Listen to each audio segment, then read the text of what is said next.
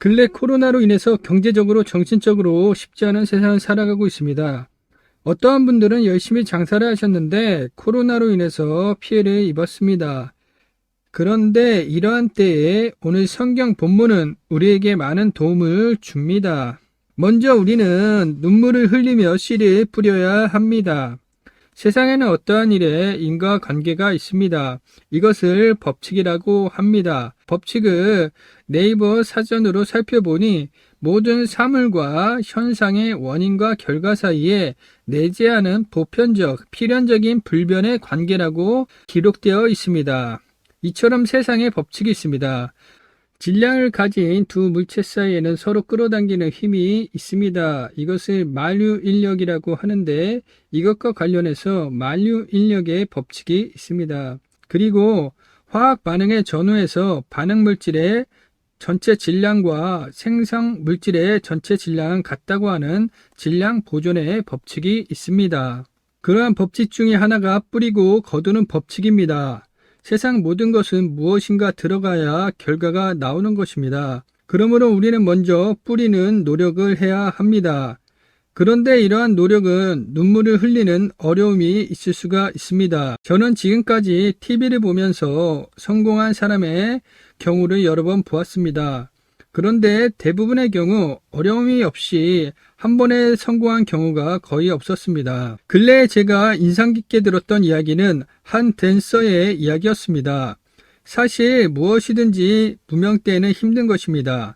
그런데 이분은 무명 때 거의 돈을 벌지 못했다고 합니다. 얼마나 금전적으로 힘들었던지 컵라면 하나로 이틀을 버틸 때도 있었다고 합니다. 하루는 굶고 다른 하루는 컵라면을 먹으면서 버텼다는 것입니다.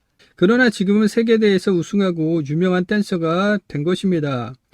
언더우드 선교사님도 마찬가지입니다. 언더우드 선교사님이라고 하면 연세대학교를 설립하시고 세브란스 병원을 지으신 분으로 유명하지 않습니까? 그런데 그분이 쓰신 보이지 않는 조선의 마음이라는 시가 있습니다. 그 시를 조금 읽어보겠습니다. 지금은 예배드릴 예배당도 없고 학교도 없고 그저 이곳 모든 사람들로부터 경계의 의심과 멸시와 천대함이 가득한 곳이지만 이곳이 머지않아 은총의 땅이 되리라는 것을 믿습니다. 이처럼 그러한 분들도 눈물 나는 시절이 있었다는 것입니다. 로마서 5장 4절에 인내는 연단을, 연단은 소망을 이루는 줄을 알미노라 라고 하였습니다. 내가 인내하고 단련된 후에 그 소망이 이루어지는 경우가 많습니다. 가위를 예로 들어봅시다. 무딘 가위는 아무것도 자를 수가 없는 것입니다. 먼저 가위가 단련되어서 날카로워져야 비로소 자를 수가 있는 것입니다. 이처럼 어떠한 일도 우리가 인내한 후에 이루어지는 경우가 많은 것입니다. 물론 우리 보기에 쉽게 성공한 사람들도 있습니다. 그러나 그런 사람들의 대부분은 그 성공을 유지 못하는 경우가 많습니다.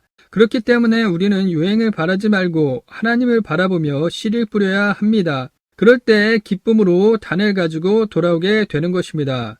그러나 여기에서 생각할 것은 모든 일에는 시간이 걸린다는 것입니다. 여러분은 농사를 알고 계십니까? 씨를 뿌리면 바로 열매가 열리나요? 그렇지 않다는 것입니다. 봄에 씨를 뿌리고 관리해야 가을에 열매를 맺는 것입니다.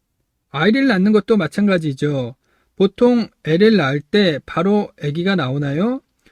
아이를 임신하고 10달이 되어야 아이가 나오는 것입니다. 그래서 우리는 결과를 기다려야 하는데 그런데 문제는 기다려도 결과가 안 보일 때입니다. 열심히 했는데 결과가 안 보이면 크게 낙심이 되는 것입니다. 그러나 이러할 때 대나무를 생각해 볼 필요가 있습니다. 여러분은 대나무를 아십니까? 대나무는 제법 높게 자라지 않습니까? 그런데 대나무는 좀 특이하다고 합니다. 대나무를 심으면 몇 년 동안 자라는 것이 보이지 않는 때도 있다고 합니다. 너무나 특이한 일이죠. 그런데 사실 대나무가 자라지 않는다는 것이 아닙니다. 그 기간 동안 대나무는 뿌리를 만들고 있다는 것입니다. 그래서 겉으로 보기에 자라지 않는 것처럼 보인다는 것입니다. 우리의 삶도 마찬가지일 수 있습니다. 그러므로 믿음으로 우리는 때를 기다려야 합니다. 그런데 문제는 뿌린 씨앗의 결과를 언제 거두냐 하는 것입니다. 물론 결과가 빠르게 좋게 나오면 좋겠습니다. 실제로 적지 않은 분들이 하나님 말씀을 믿고 열심히 해서 좋은 결과를 얻은 것을 우리는 알고 있습니다. 그러나 어떠한 경우에는 결과가 한참 후에 이루어지거나 때로는 하늘나라에서 받는 경우도 있는 것입니다. 우리는 토마스 선교사님을 알 것입니다. 토마스 선교사님은 중국에서 가족을 잃었습니다. 그러나 제너럴 셔먼호의 통역사로 조선에 오게 되었습니다. 그런데 그만 그 배가 조선과 마찰을 빚었습니다.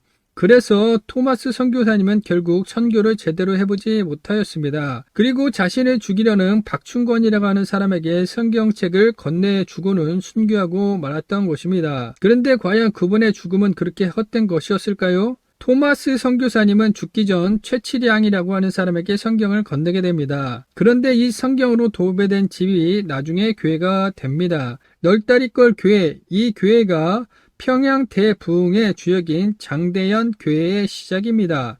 이곳을 통해서 1907년 평양의 대부흥이 시작되었던 것입니다. 이로보건대 하나님께서는 토마스 선교사님의 순교를 보시고 우리나라에 큰 은혜를 부어주셨다고 볼 수 있을 것입니다. 그러므로 우리가 현실에서 실패했다고 낙심해서는 안 되는 것입니다. 하나님께서는 우리의 실패를 성공으로 바꾸실 수 있기 때문입니다. 또한 로마서 8장 18절에 생각하건대 현재의 고난은 장차 우리에게 나타날 영광과 비교할 수 없도다 라고 하였습니다. 우리가 현실에서는 실패한 것 같더라도 상급은 하늘에서 받을 수도 있기 때문인 것입니다. 그런데 마지막으로 당부드리고 싶은 것이 있습니다. 그것은 하나님이 기뻐하시는 일을 해야 한다는 것입니다. 가령 세계 최고의 도박사가 되겠다고, 최고의 사기꾼이 되겠다고 노력한다면 하나님이 들어주실까요? 만약 된다 하더라도 하나님께서 기뻐하지 않으실 것입니다. 그러므로 하나님이 기뻐하시지 않는 일에 해서는 안 되는 것입니다. 나아가 이것이 과연 합리적인가 하는 현실적인 생각도 해보아야만 합니다. 예전에는 할 수 있다 해보자 하는 시절이 있었습니다. 그 시절에는 우리나라 경제가 고도로 성장하던 시기로 무엇인가 하기만 하면 좋은 결과가 있던 시절이었습니다. 그러나 지금은 모르면 안 하는 게 좋다고 할 정도로 어려운 시기입니다. 따라서 자신이 잘할 수 있는 것을 해야 합니다. 그리고 모르면 안 하는 게 좋을 수도 있는 것입니다. 결론을 맺겠습니다. 저희는 농부들이 봄에 씨를 뿌리고 가을의 기쁨으로 곡식을 거두는 것을 봅니다. 그러나 어떠한 경우 가뭄이나 폭풍으로 인해서 원하지 못하는 결과를 얻는 것도 봅니다. 그러나 하나님께서는 우리의 실패를 성공으로 바꾸시는 하나님, 하늘나라에서 상급을 주시는 하나님이심을 잊지 말아야 하는 것입니다. 그렇기에 우리는 그저 열심히 눈물로 씨를 뿌리고 결과는 하나님께 맡겨야만 하는 것입니다. 그러할 때 하나님께서는 기쁨으로 보답해 주실 것입니다. 그러므로 우리는 낙심하지 말고 열심으로 나아가야만 하겠습니다. 그리하여서 수확의 기쁨을 누리시는 저와 여러분이 되시기를 주님의 이름으로 축원을 드립니다. 구독과 좋아요 알림 설정은 영상 제작에 많은 힘이 됩니다.